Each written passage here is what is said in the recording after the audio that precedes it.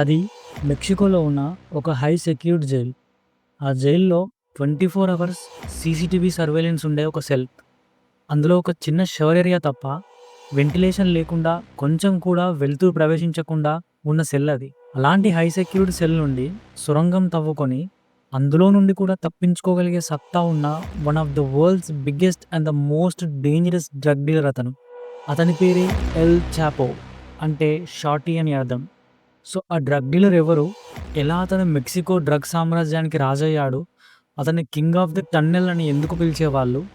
పోలీసులు అరెస్ట్ చేసిన ప్రతిసారి జైల్లో నుండి అంత ఈజీగా ఎలా సొరంగాలు తవ్వుకొని మరీ ఎస్కేప్ అయ్యాడు అని ఈ వీడియోలో చూద్దాం. Hello viewers, this is Kranthi. Welcome to my channel Kranthi's insights.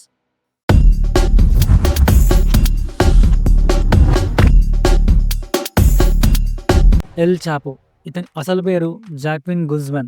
1957లో మెక్సికోలో వజ్రాగోటో అనే ఒక చిన్న టౌన్లో జన్మించాడు. ఇతని తండ్రి కూడా డ్రగ్ స్మగ్లర్ అవడం వల్ల ఈ డ్రగ్ రాకెట్లో మనోడి ఎంట్రీ చిన్నప్పుడే జరిగింది. ఎల్ చాపోని చిన్న వయసులోనే వాళ్ళ నాన్న ఇంట్లో నుండి గెంటేశాడు. తినడానికి తిండి లేదు, ఉండడానికి ఇల్లు లేదు, చేయడానికి పని లేదు అన్న టైంలోనే ఎల్ చాపో డ్రగ్ సెల్ చేయడం స్టార్ట్ చేశాడు. సెల్ చేయడమే కాదు, 15 సంవత్సరాల వయసున్నప్పుడే తన డ్రగ్స్ ఫార్మింగ్ చేయడం స్టార్ట్ చేశాడు. కొద్ది కాలంలోనే ఎల్ చాపో డ్రగ్ ట్రేడింగ్ చాలా పెరిగింది. ఎంతగా అంటే మెక్సికోలో ఉన్న పెద్ద డ్రగ్ డీలర్స్ కూడా మనోడితో కలిసి పనిచేయడానికి ముందుకొచ్చారు. అలా 1970లో ఎల్ చాపో హెక్టార్ ఎల్ గ్వెరో పాల్మా అనే డ్రగ్ ట్రేడింగ్ గ్యాంగ్లో చేరాడు. ఇక్కడ ఎల్ చాపో డైలీ డ్రగ్ స్మగ్లింగ్ని మానిటర్ చేసేవాడు. మనోడు వర్క్లో ఎంత స్ట్రిక్ట్గా ఉండేవాడంటే, డ్రగ్ డెలివరీ కొంచెం లేట్ అయినా, డ్రగ్ డెలివరీలో ఏదైనా చిన్న తప్పు జరిగినా ఆలోచించకుండా చంపేవాడు. తర్వాత 1980లో మెక్సికోలోనే పెద్ద డ్రగ్ ట్రేడింగ్ గ్యాంగ్ అయిన ఎల్ పెడ్రో గడాత్ అనే గ్యాంగ్లో జాయిన్ అయ్యాడు. ఆ టైంలోనే అది మెక్సికోలో పెద్ద డ్రగ్ ట్రేడింగ్ గ్యాంగ్.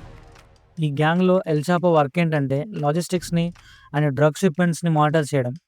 కొలంబియా నుండి మెక్సికోకి వచ్చే డ్రగ్ షిప్మెంట్స్ని సూపర్వైజ్ చేయడం చేసేవాడు. కానీ 1989లో ఆ గ్యాంగ్ లీడర్ని పోలీసులు అరెస్ట్ చేశారు. తర్వాత ఆ గ్యాంగ్ అంతా చెల్లాచెదరైపోయింది.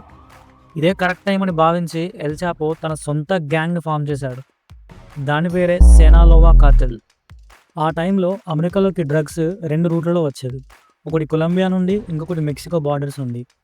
అమెరికన్ పోలీస్ ఏజెన్సీస్ ఈ రూట్లో ఎక్కువగా కాన్సన్ట్రేట్ చేసి చాలామంది డ్రగ్ డీలర్స్ని అరెస్ట్ చేశారు. ఎల్ చాపో ఈ రూట్స్ కాకుండా వేరే రూట్స్ నుండి డ్రగ్ ట్రేడింగ్ని ఆపరేట్ చేయడం స్టార్ట్ చేశాడు. అంతేకాదు, తనకి ఎక్కువగా ప్రాఫిట్స్ ఇచ్చే మెటాఫెటమైన్, హెరాయిన్, కొకైన్, ఎక్స్టాసీ, మార్జువానా లాంటి వాటిని ఓన్గా ఫామ్ చేసి ట్రేడ్ చేసేవాడు. బట్ ఈ డ్రగ్స్ని అమెరికాలోకి స్మగుల్ చేయడం అంత ఈజీ కాదు. తన తెలివితేటలను యూజ్ చేసి ఇనిషియల్ స్టేజ్లో ఎక్కువగా స్మెల్ రాని కొకైన్ లాంటి డ్రగ్స్ని ఫైర్ ఎక్స్టింగ్షన్స్లో, చిల్లీ పెప్పర్ క్యాన్స్లో, కార్ రిమ్స్లో, ఇలా స్నిఫర్ డాగ్స్ కూడా పట్టుకోలేని పద్ధతుల్లో డ్రగ్స్ని స్మగుల్ చేసేవాడు.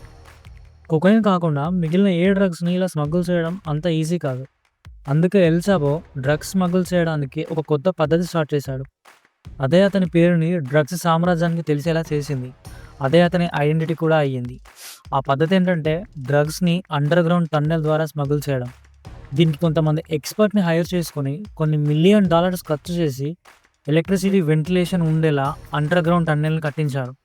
ఈ టన్నెల్స్ ద్వారా ఎల్ చాపో డ్రగ్స్ని అమెరికాకి స్మగుల్ చేసేవాడు.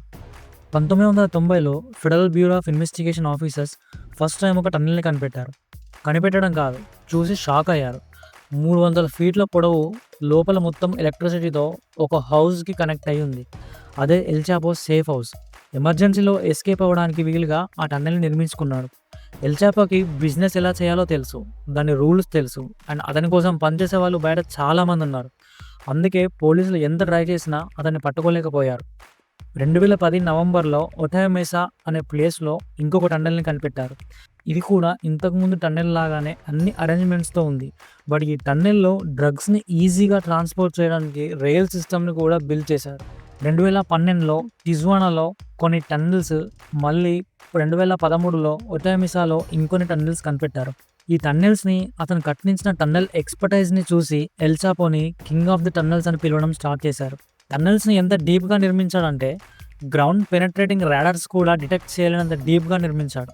ఆ టన్నెల్ యొక్క ఎంట్రన్స్ని ఎంత తెలివిగా హైడ్ చేసేవాడంటే ఆ ఎంట్రన్స్‌ని బాత్రూమ్ టబ్ కిందనో, లేక టాయిలెట్ రూమ్ కిందనో ఉండేలాగా చూసుకునేవాడు. అంతేకాదు, ఈ టన్నెల్‌ని నిర్మించే ప్లేస్‌ని కూడా చాలా జాగ్రత్తగా సెలెక్ట్ చేసుకునేవాడు. చాలా టన్నెల్స్‌ని యూఎస్ మెక్సికో బార్డర్‌లో ఉన్న కాలిఫోర్నియా సిటీలోని ఒటే మెసా అనే ప్లేస్‌లో నిర్మించారు. ఈ ఒటే మెసా అనే ప్లేస్ ఎందుకు సెలెక్ట్ చేసుకున్నాడంటే, దానికి 3 కారణాలున్నాయి. ఒకటి, ఒటే మెసా అనే place Tijuana and San Diego అనే హబ్స్‌కి చాలా దగ్గరగా ఉండేది. ఇక్కడ నుండి డ్రగ్స్‌ని ఏజెంట్స్‌కి ట్రాన్స్‌పోర్ట్ చేయడం చాలా ఈజీగా అయ్యేది. రెండోది, ఈ ఒటే మెసా అనేవి ఇండస్ట్రియల్ ఏరియా. చాలా ఫ్యాక్టరీస్ 24 అవర్స్ రన్ అవుతూనే ఉండేవి. సో, ఈ టన్నెల్స్ తవ్వే టైంలో ఆ శబ్దం ఎవరికీ వినబడకుండా ఆ ఫ్యాక్టరీస్‌లో హెవీ మిషన్స్‌లో నుండి వచ్చే శబ్దాలు కవర్ చేసేవి. థర్డ్ పాయింట్, ఈ ఒటే మెసా అనే ప్లేస్ సీకి కొంచెం దగ్గరగా ఉండడం వల్ల అక్కడ మట్టి కొంచెం మెత్తగా ఉండేది. టన్నెల్ తవ్వడానికి కూడా ఈజీగా పనయ్యేది. అండ్ పక్కనే కొండ ప్రాంతం కూడా ఉండేది.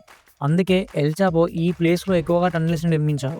1993 జూన్‌లో మెక్సికన్ అథారిటీస్ ఫైనల్‌గా ఎల్ చాపోని అరెస్ట్ చేసి 20 సంవత్సరాల జైలు శిక్షని విధించింది. కానీ జైలు కూడా ఎల్ చాపోకి తన ఆఫీస్ లాగా మారిపోయింది. అక్కడ ఉన్న జైలు స్టాఫ్‌కి లంచాలిచ్చి తనకి కావాల్సిన ప్రతి ఒక్కటి సమకూర్చుకునేవాడు. తన డ్రగ్స్ స్మగ్లింగ్ కూడా జైల్లో నుండి ఆపరేట్ చేసేవాడు. 2001లో కోర్ట్ ఆఫ్ మెక్సికో ఒక డెసిషన్‌ని పాస్ చేసింది. దానివల్ల మెక్సికో ఇంకా యునైటెడ్ స్టేట్స్‌కి మధ్య ఖైదీలని ట్రాన్స్‌ఫర్ చేసుకునే ప్రాసెస్ ఈజీ అయ్యింది. ఎల్ చాపోకి తెలుసు, ఇది జరిగితే మనోడు యూఎస్‌లో చేసిన డ్రగ్స్ స్మగ్లింగ్ కేసులకి ఖచ్చితంగా యూఎస్ గవర్నమెంట్ అక్కడికి తీసుకెళ్ళి జైల్లో పెడుతుందని. ఇక అక్కడి నుండి తప్పించుకోవడం ఈజీ కాదు అని అనుకున్నాడు. అందుకే ఎల్ చాపో మెక్సికన్ జైలు నుండి తప్పించుకోవడానికి ప్లాన్ చేశాడు. జైల్ గార్డ్స్‌కి $25 మిలియన్ లంచం ఇచ్చి లాండ్రీ బాస్కెట్‌లో కూర్చొని మరీ తప్పించుకున్నాడు. తర్వాత 13 సంవత్సరాలు యూఎస్ అండ్ మెక్సికన్ గవర్నమెంట్స్‌కి దొరకకుండా డ్రగ్స్ స్మగ్లింగ్ చేస్తూ ఇబ్బంది పెడుతూనే ఉండేవాడు. 13 సంవత్సరాల తర్వాత మెక్సికన్ ఏజెన్సీస్ ఎల్ చాపో ఉండే సీక్రెట్ ప్లేస్‌ని ట్రాక్ చేసి పట్టుకోవడానికి వెళ్లారు. బట్ అప్పుడు కూడా మనోడు ముందుగానే అరేంజ్ చేసుకున్న తన బాత్ టబ్ కింద ఉన్న ఒక సీక్రెట్ టన్నెల్ నుండి తప్పించుకోవాలని చూశాడు. బట్ ఈసారి పోలీసులు ఆ ఛాన్స్ ఇవ్వలేదు. కొంచెం దూరం వెళ్ళగానే పట్టుకొని ఎల్ చాపోని పోలీసులు అరెస్ట్ చేశారు. ఎల్ చాపోని మెక్సికోలో మోస్ట్ సెక్యూర్డ్ అయిన ఎల్టీ ప్లానో అనే జైల్లో పెట్టారు. 24 గంటలు ఎల్ చాపో ఉన్న సెల్ని సర్వేలెన్స్ చేసేవారు. కానీ 1 ఇయర్ తర్వాత, అంటే 2015 జూలై 11 సమయం రాత్రి 8:58 తన సెల్లో అటు ఇటు తిరుగుతూ షవర్ ఏరియా దగ్గరికి వెళ్ళగానే సీసీటీవీలో చూస్తుండగానే మాయమైపోయాడు. ఈ షవర్ ఏరియా ప్రైవేట్ ప్లేస్ కాబట్టి మధ్యలో చిన్న గోడ ఉండేది. గోడకి ఆ పక్కన ఏం జరుగుతుందో సీసీటీవీలో కనిపించేది కాదు. అరగంట దాటినా కూడా ఆ షవర్ ఏరియా నుండి మళ్ళీ సీసీటీవీ సర్వేలెన్స్లో కనిపించలేదు. సెల్ని ఓపెన్ చేసి ఇన్స్పెక్ట్ చేయడానికి జైలు స్టాఫ్ వచ్చారు. ఇంకేముంది, ఆ సెల్లో షవర్ ఏరియాలో ఉన్న గటర్ దగ్గర సీన్ చూసి షాక్ అయ్యారు. మనడు షవర్ ఏరియాలో గటర్ కింద టన్నెల్ తవ్వుకొని పారిపోయాడు. ఆ టన్నెల్ ఆ జైలు నుండి ఒక 1 కిలోమీటర్ దూరంలో ఉన్న ఒక ఓపెన్ కన్స్ట్రక్షన్ సైట్కి కనెక్ట్ అయి ఉంది. 33 ఫీట్ల కింద 5 ఫీట్ల 7 ఇంచుల వెడల్పుతో ఒక మనిషి పట్టే అంతగా టన్నెల్ తవ్వుకొని పారిపోయాడు. కానీ మళ్ళీ పోలీసులకి దొరకడానికి ఎంతో టైం పట్టలేదు. 2016 జనవరి 8న మెక్సికన్ మెరైన్స్ లాస్ మోటోస్ అనే ప్లేస్లో సేఫ్ హౌస్లో ఉన్న ఎల్ చాపోని మళ్ళీ పట్టుకున్నారు. ఈసారి మెక్సికన్ గవర్నమెంట్ ఎలాంటి ఛాన్స్ తీసుకోకుండా 2017లో ఎల్ చాపోని యుఎస్ గవర్నమెంట్కి అప్పగించేసింది. ప్రస్తుతం కొలరాడో సూపర్ మ్యాక్స్ ప్రిజన్లో జీవిత ఖైదు శిక్షని అనుభవిస్తున్నాడు. చూడాలి మరి, మళ్ళీ మనోడు ఏదైనా టన్నెల్ తవ్వుకొని తప్పించుకున్నాడో అని న్యూస్ వస్తుందో, లేక ఆ జైలు జీవితాన్ని గడుపుతాడో. సో ఇది friends, drug lord El Chapo story. Thanks for watching. Please do subscribe my channel. Next వీడియోలో ఇంకో స్టోరీతో మళ్ళీ కలుద్దాం. బాయ్.